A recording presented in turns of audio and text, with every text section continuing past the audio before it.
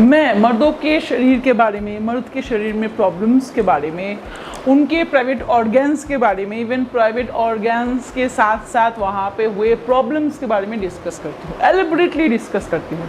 But आज का जो मुद्दा है ना, वो मर्द के शरीर के बारे में है ही नहीं, है औरतों के शरीर के बारे में, औरतों की योनि के बारे में। क्या आप अपनी योनि को अच्छे से जानते हो? क्या आप अपने फीमेल पार्टनर के प्राइवेट ऑर्गन्स के बारे में अच्छे से जानते हो? क्यों सेक्स के बाद वजाइना ढीली होने लगती है? क्यों चाइल्ड बर्थ के बाद वजाइना ढीली होती है? और क्या क्या रीज़न होता है इस ढीलेपन में, या फिर योनि में क्या क्या बदलाव आता है एजिंग के साथ? क्या ये जो बदलाव होता है वो नॉर्मल होता है? सचमुच सेक्स करने के बाद वजाइना ढीली होती है? क्या सचमुच कोई वजाइना में सील होती है? इन सारे मुद्दों के बारे में हम इस वीडियो में एलिबरेटली बात करने वाले हैं। 100 बात की एक बात, आज हम फीमेल के वजाइना के बारे में ऑलमोस्ट सब कुछ डिस्कस करने वाले हैं। तो बहुत सी चीज़ें आज क्लियर होगी, तो वीडियो को अंत तक देखिए। बहुत सी इन्फॉर्मेशन है जो आप तक मुझे पहुंचानी है। हेलो एवरीवन, मैं हूं ऋतु, मेरे चैनल में आप सभी का बहुत बहुत स्वागत है। देखिए, अगर मैं शुरुआत से शुरू करूं तो जो प्यूबर्टी एज होती है ना, प्यूबर्टी एज में सबसे पहला जो चेंजेस होता है वजाइना में, वो होता है वजाइना फैलने लगती है। यानी कि शुरू में वजाइना ऐसे, मतलब कि जो कली होती है ना, उसकी तरह ऐसे सिकुड़ के रखती है। जब फीमेल बॉडी में एस्ट्रोजन लेवल तेज़ी से बढ़ता है तो प्राइवेट ऑर्गन्स में ब्लड फ्लो होता है और उससे वजाइना धीरे धीरे डेवलप होने लगती है। और जो लिबिया मेजोरा है, लिबिया माइनोरा है और जो लेबिया है, वो अपनी तरीके से खुलने लगता है। वजाइना काली होने लगती है ड्यू टू हार्मोनल चेंजेस।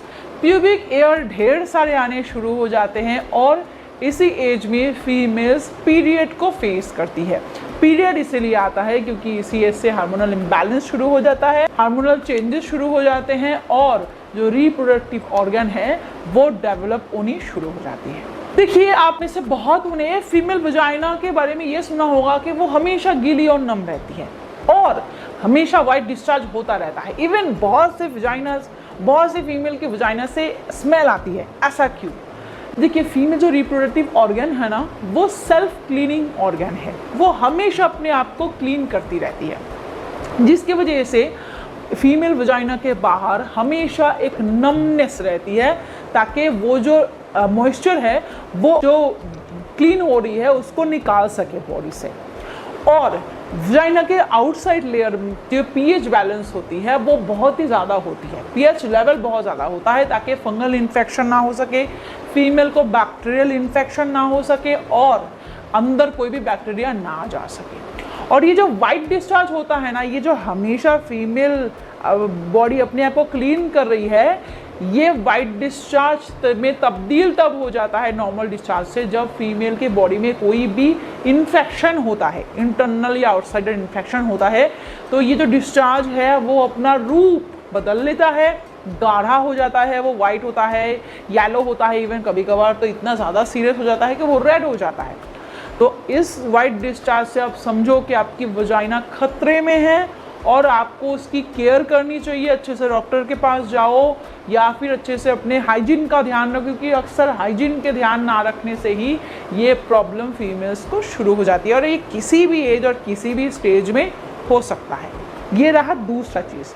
और स्मेलिंग की बात कर रही हूँ ना, ये उसीलिए होता है कि अगर आप हाइजीन का ध्यान नहीं देते, और ये फीमेल वजाइना में नहीं, पुरुष के जो प्राइवेट ऑर्गन है उसमें भी होती है। खैर, नंबर 3, एक मिथ, ज़्यादा सेक्स करने से वजाइना ढीली हो जाती है। तो एक्चुअली वजाइना का ढीलेपन सिर्फ ज़्यादा सेक्स होता है या फिर और भी बहुत सारे रीज़न होते हैं? पहला रीज़न वो होता है चाइल्ड बर्थ। अगर नेचुरल चाइल्ड बर्थ हुआ तो इलास्टिक जो है वो ख़राब हो जाता है, टिश्यू डैमेज हो जाते हैं, जिसकी वजह से जो वजाइनल वॉल है वो ढीली हो जाती है।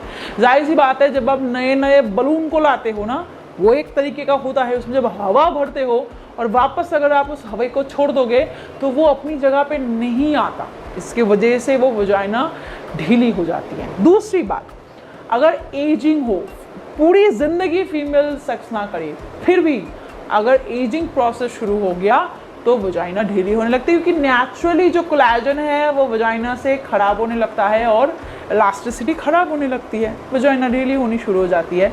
और ये जो सेक्स की बात हो रही थी ना कि ज़्यादा से ज़्यादा करने से, ये इसीलिए होता है क्योंकि फीमेल बॉडी यूज्ड टू हो जाती है इससे।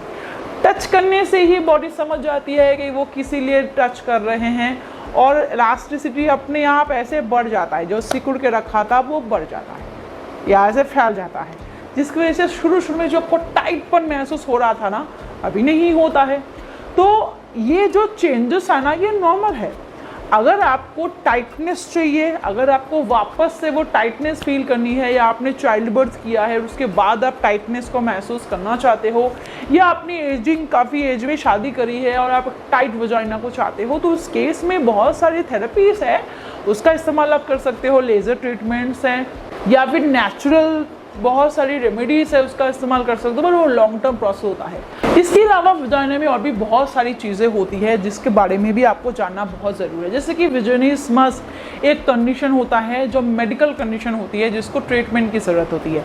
ये जो विजिनिस्मस होता है ना, ये एक ऐसा साइकोलॉजिकल फिजियोलॉजिकल कंडीशन है जिसकी मिलावट से फीमेल कभी सेक्स नहीं कर पाती, उसको पेन होता है, और होता है ना एक चीज़ के बाहर से ये चिपका हुआ है, अंदर से पूरा खाली है, यानी कि अंदर से कुछ भी नहीं है, बाहर से ये ऐसे चिपका हुआ होता है, कुछ भी नहीं होता। बस फीमेल के अंदर एक डर होती है, एक फियर होता है, ये साइकोलॉजिकल फियर हो सकता है, जिसकी वजह से ये जो वजाइनल वॉल खुलना चाहिए था सेक्स के टाइम पे, वो नहीं खुलता और फीमेल को सेक्स के दौरान पेन होता है और वो सेक्स से भागती है। अगर आपकी फीमेल पार्टनर को ऐसा कुछ हो रहा है, वो हमेशा पेन को महसूस करती है, तो आपको डॉक्टर के पास ज़रूर जाने चाहिए।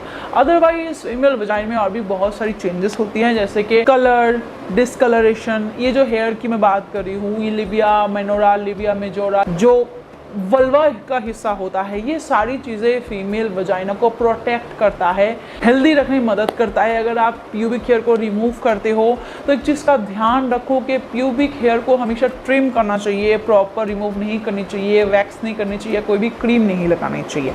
इससे वजाइना को हार्म पहुँचता है और आपको इन्फेक्शन के चांसेस होते हैं, रैश की प्रॉब्लम हो सकती है, या किसी भी तरीके की इचिंग की शिकायत आपको हो सकती है। अपने प्राइवेट ऑर्गन्स के बारे में जानना हर किसी के लिए इतना ही ज़रूरी होता है जितना नॉर्मल बाकी ऑर्गन्स के बारे में, क्योंकि इससे आप एक हेल्दी लाइफ को लीड कर पाते हो।